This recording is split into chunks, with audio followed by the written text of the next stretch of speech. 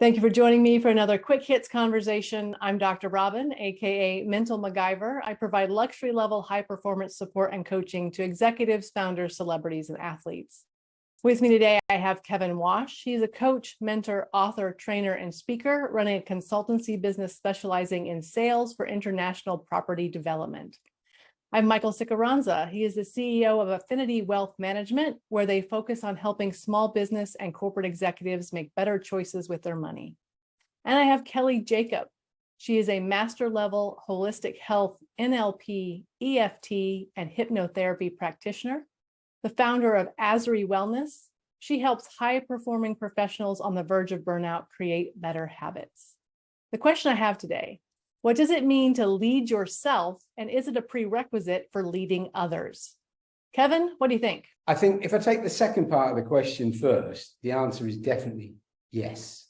I think if you're going to lead, you have to, maybe I'm wrong, but I'm a true believer you need to lead by example. A lot of my work involves going into teams that are not performing to their maximum capability. And one of my challenges is to try to help them to increase and improve that. So if I set them tasks or challenges and I don't do those myself, it's a little bit hypocritical. So a classic thing would be a big part of my life every day, very early in the morning, I get up and walk. It gives me an opportunity to plan my day, and it's classic me time. And I always tell people they should do it. Take 30 minutes a day. And just by doing that, you're going to change the habits of your life.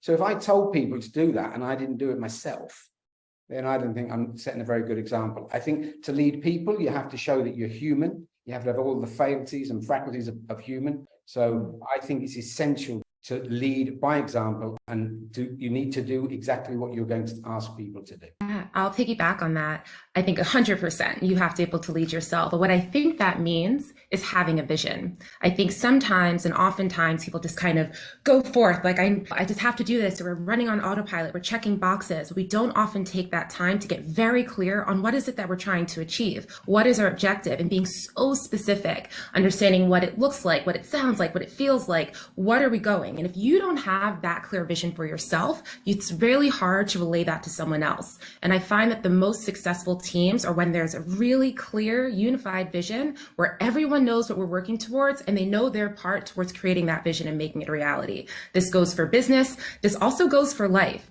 So I think having that vision for yourself of where you want things to go, and then the ability to relay that to others and get others invested in that vision and feel a part of it and feel like it's their vision as well, is the key to any success for a team and in life. Yeah, I'm going to zag a little bit. So I agree with both of you conceptually, and in most cases around, the best leaders do all those things. However, in practice, there are leaders throughout history who have not necessarily practiced what they've preached and still been able to lead countries, teams, companies, whatever. Look at sports. There are a lot of really not so great people who've been able to maximize leadership in team environments that have gone on to have success, both personally, professionally, had other people help rise up amongst their cohort. So I think the best leaders and probably the best people practice what they preach, lead by example, do all the things you guys talked about. But is it a prerequisite? I'm not 100% sure. It's interesting you say that, Michael, because I agree absolutely. Ideally, we would all practice what we preach. We would lead by example. All those things are true. Working with the high-powered executive leaders that I do, I can tell you for a fact that it is not always what's happening. It looks like it is. Like on paper, it's like, oh yeah, they have their act together. I'm looking in the green room going, okay. Well, look at Steve Jobs, right? I mean, there's like this mythos around him that like, I just hired smart people and I just let and got out of their way because they were smarter than me. That is the complete opposite of what Steve Jobs was as a leader. He was the quintessential micromanager. So I think sometimes like the myth of the leader versus what the actual leader is doing sometimes can also be two entirely different things. I think also it helps if you've got a good leader. I believe a challenge of a leader is to develop the future leaders. And ideally, you want them to practice the best habits. So I get what you're saying, Mike. There are some terrible leaders. They're normally classed as dictators, and I've met plenty of them in business. And it's a case of do as I say, not do as I do. And generally, whenever they leave, Steve Jobs, you're right, was a classic example. The guy was a horrendous individual. I think his company improved massively once he left the planet. It was only through his own ego that the guy left the planet. Oof, ouch. Go ahead, Kelle. I stand by my original point by having a clear vision being the most important aspect of leadership, because that doesn't relay, like if I choose to wake up at 5 a.m. every morning and run a mile, it doesn't require anyone else to do that. What is required is that they know where they're going. And the reality is, when I look at teams that I've built in the past, as I build my team and I run my company, I don't want a bunch of people just like me. It's a diversity of thought that ensures that we're able to cover all spaces and get where we're ultimately going to go. But I think, again, it's that clear vision, not necessarily do as I do, because then we're going to have some blind spots if I just have a bunch of me's there, right? So if we go back to the first part of the question, which is, what does it mean to lead yourself? What I'm hearing Kelle say is you have to have a vision. Even if you're not doing it well and you're struggling and your green room's a mess, you have to have a vision. So guys, what do you think it means to lead yourself if we eliminate the prerequisite of leading others? I think it's holding yourself accountable. I think to that vision and to that mission. I think that's certainly part of it. I don't want to jump in and let Kevin talk, but yeah, accountability is always the key. I think I agree with Mike. Accountability is huge, but I think also you've got to have vision is fantastic, but vision without application is just a dream. So you've got to actually have the application. To get the application, you've got to have dedication, you've got to have a commitment. I train people all the time. You have to make a plan, you have to commit to it, and then you have to act upon it.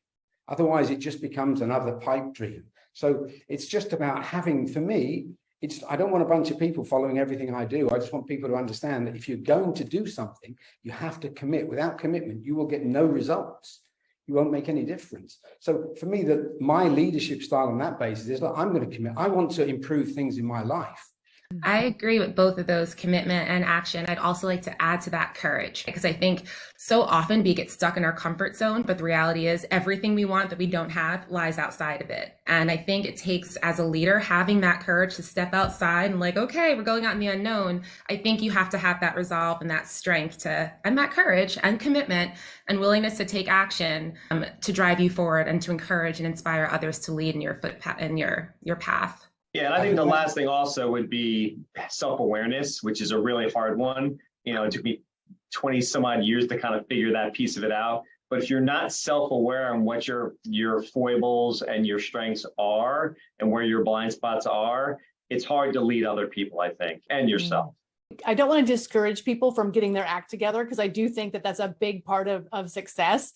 Get your act together. But I also think that you don't have to have your act 100% together to go out and make a big difference in the world. I mean, I see that every day. And I love that we brought up accountability, because my clients pay me not to be scared to make them angry, to be able to say to them, what are you thinking? What is wrong with you? And I had a client just yesterday. I asked him, is there anything else you need from me? And he said, you need to call me on my BS. You are the only person in my life who's going to stand up to me and say, that is nonsense. Do not do that. And so I think having that person is part of being able to lead yourself, is knowing you've got people around you who can call you on it. Isn't that part of leadership, though? Taking people out of their comfort zone is an incredible journey, because life is so much better outside of your comfort zone. But if somebody's going to say, okay, follow me, I'm going to take you somewhere, you've got to believe in that person. You're only going to follow that person as the leader if you trust that person, if that person is empathetic and you can relate to that person. If that person just wants to surround themselves with a bunch of yes or no people, would you follow that person anywhere? I feel like transparency.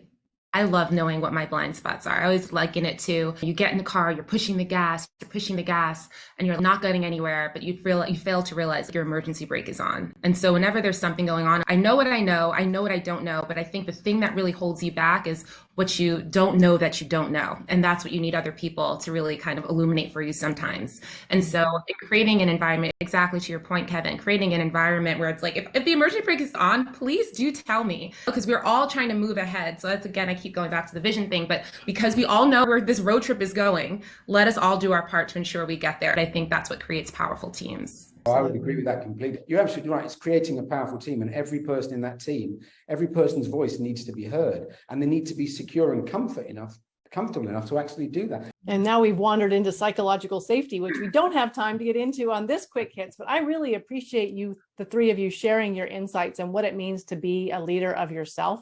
And I look forward to speaking to each of you again really soon.